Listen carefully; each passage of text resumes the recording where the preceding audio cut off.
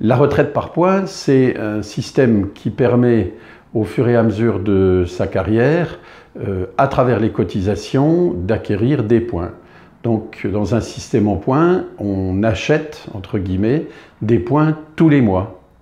C'est ce qui se passe, par exemple, à l'Agirc Arrco pour la complémentaire des salariés du privé, qui sont à peu près 18 millions. Ce système est bien connu, il fonctionne. Ce système a un défaut majeur quand on veut en faire, comme le souhaite le gouvernement, un système universel, c'est-à-dire que là, tous les accidents de carrière seront pris en compte.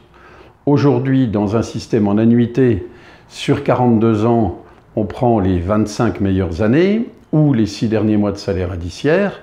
Et donc, sur une carrière de 42 ans, on peut avoir des accidents de carrière pendant 5 ou 6 ans et on n'en souffrira pas pendant la retraite. En revanche, sur un système en points, tous les points qui vont manquer parce qu'un mois on n'a pas pu travailler ou on a été en maladie ou au chômage, eh bien, les points qu'on n'a pas acquis ce mois-là, on ne les reverra jamais. Et donc, ce système-là est plus pénalisant que le système en annuité.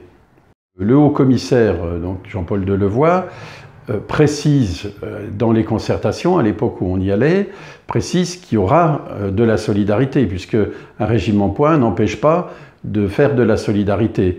Qu'est-ce que c'est que la solidarité dans un régime en points? C'est simplement des points attribués, payés par la collectivité. Ils sont attribués aux personnes en situation de ne pas travailler, par exemple en situation de chômage indemnisé, par exemple en situation d'invalidité ou par exemple encore en situation de congé maternité. Dans un système en points, l'âge légal ne veut rien dire. Donc la promesse présidentielle de maintenir l'âge légal à 62 ans dans un système universel en points, c'est simplement de la communication. En revanche, ce qui est important, c'est ce qui s'appelle l'âge pivot. Le président de la République a appelé ça l'âge d'équilibre du régime, et cet âge pivot, il serait fixé par le gouvernement à 64 ans. Qu'est-ce que ça veut dire dans les faits?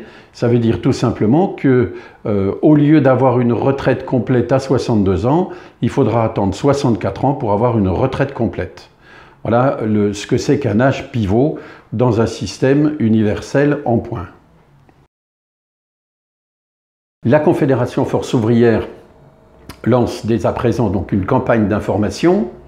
Ça prend l'objet de vidéos, ça prend l'objet de circulaires, ça prend l'objet de réunions dans les unions départementales, avec, non pas en point d'orgue, mais en point de départ d'une mobilisation le 21 septembre prochain, où il y aura un grand rassemblement national qui ne sera pas l'aboutissement, mais qui sera le démarrage de la campagne de sensibilisation pour expliquer aux salariés les dangers d'un système universel en points qui se mettrait en place aux alentours de 2025.